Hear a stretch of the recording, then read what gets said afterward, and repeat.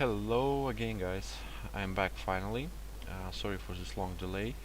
The January was real hardcore for me.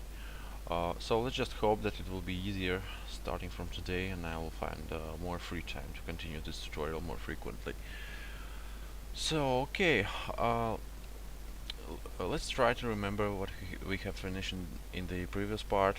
Uh, if I'm correct, we finished the our project setup and managed to run some test cases, which I hope you succeeded as well. So I will try to run this application once more.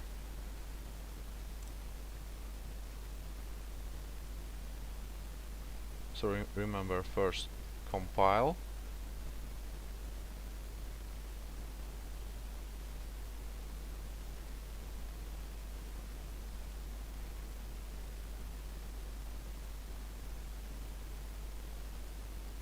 oh, something wrong.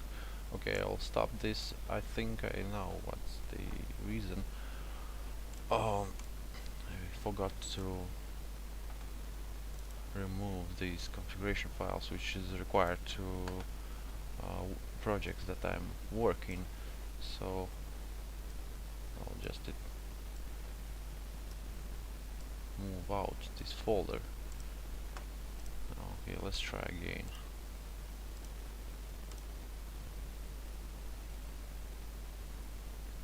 Oh, that's cool.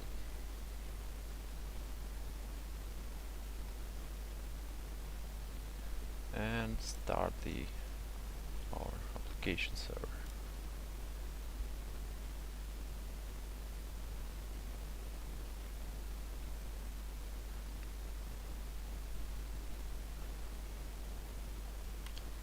And now let's try to execute our application.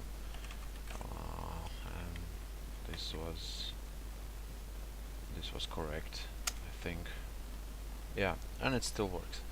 Okay, if we look at our console, we see that at very beginning of our application startup, we see that long exception, and that is because we do not have a database which application tries to connect to. So I think I previously said that we'll use Oracle database, and I think that's exactly exact time to download and install it. So let's go to the Google and search for Oracle, download Oracle 11G Express. Okay, let's see. I think the first link is correct, so click that. Accept the license and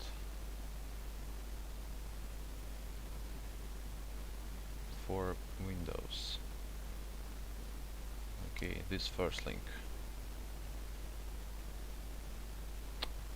Oh, not again. Okay, I just made small pause to recover my password, and now finally I got the download screen. So I'll click it save and to our installers folder, save. Okay, until it finishes I will pause the video. The downloading has been finished, and let's go to our installer and try to install that.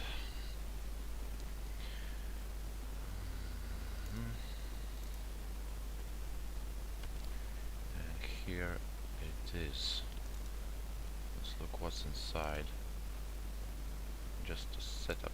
Okay. Just extract here.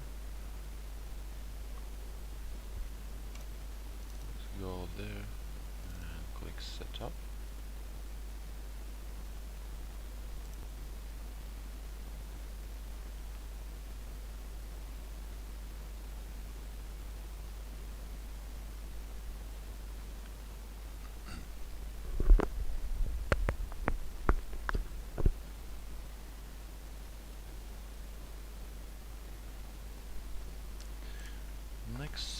accept. Next. Yeah. Click next here, and here's some port configuration.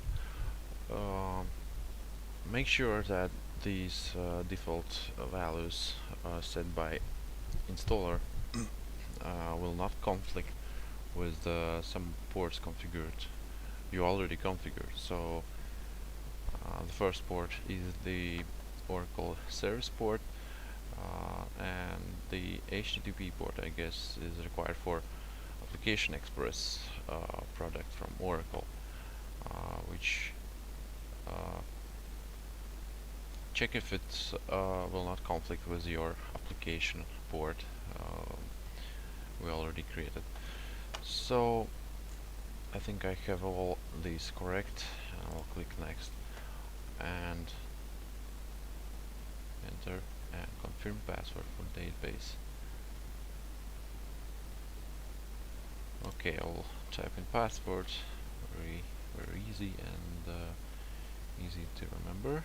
Admin, and click next.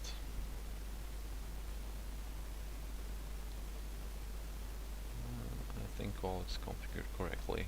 I can now install our database, and I will make small pause and resume when it will finish the installation.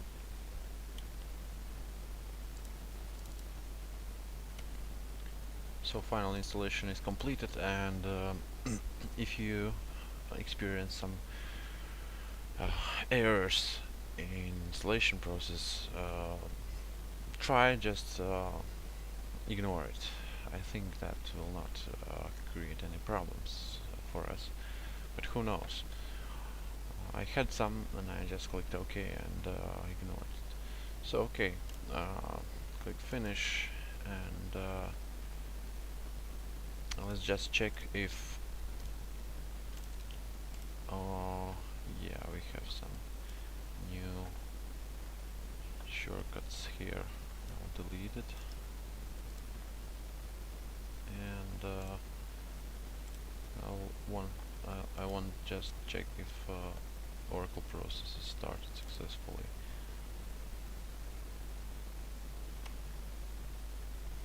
Oh, sorry.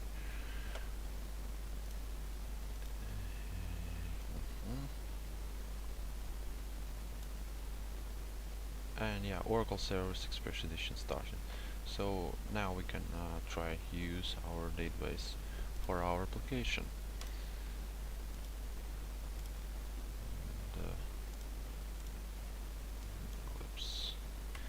And now we need to create a new user and schema for our application. So you can do it both way. If you have a SQL developer installed, you can download it from Oracle website. You can do it there, or you can just do it from command line by the SQL Plus util. So I think I will use SQL Plus util. So if you don't have it, you try to install it.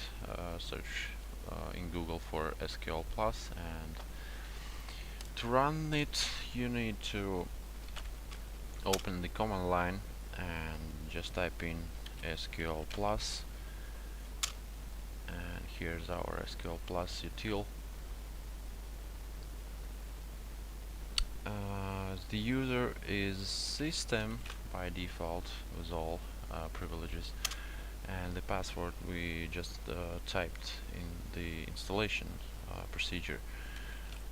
Mine was admin. So successful connection, and now I want to create new user, and I do it that way. Create user, and let's say we call our schema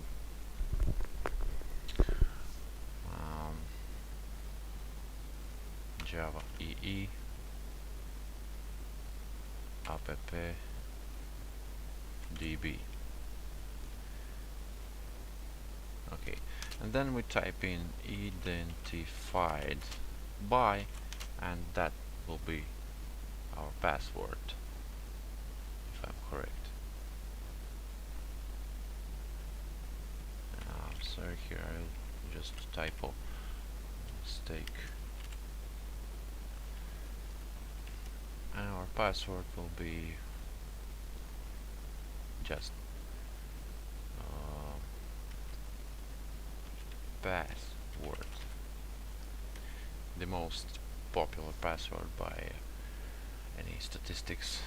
And let's hit enter and let's see what happened. Sorry, still mistake I've have here. Identified. Now it's correct. Let's see now. And user is created.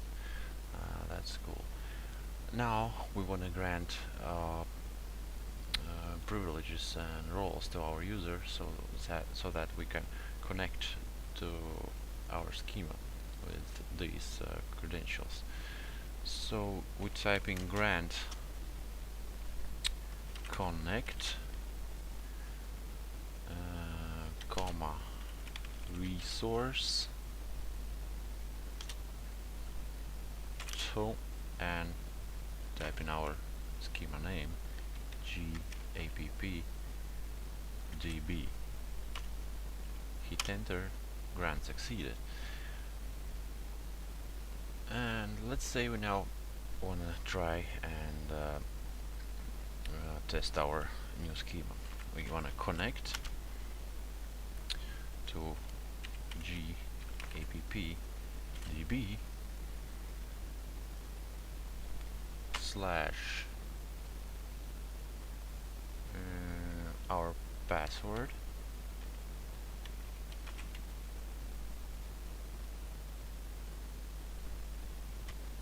and I think that I'm still missing here something. Let's try. Oh, it's connected. That's fine.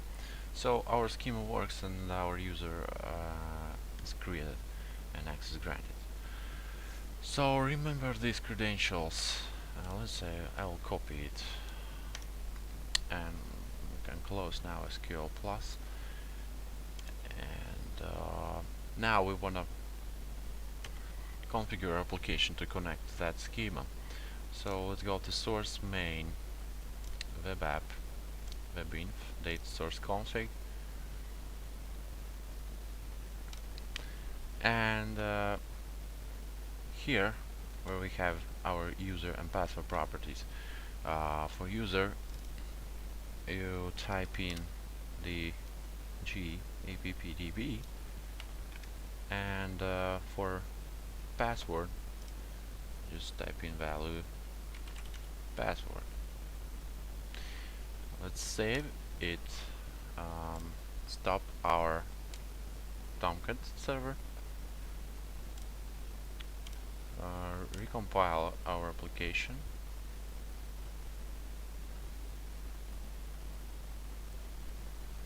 and let's start our server, and let's see if our that long exception we previously noticed will disappear.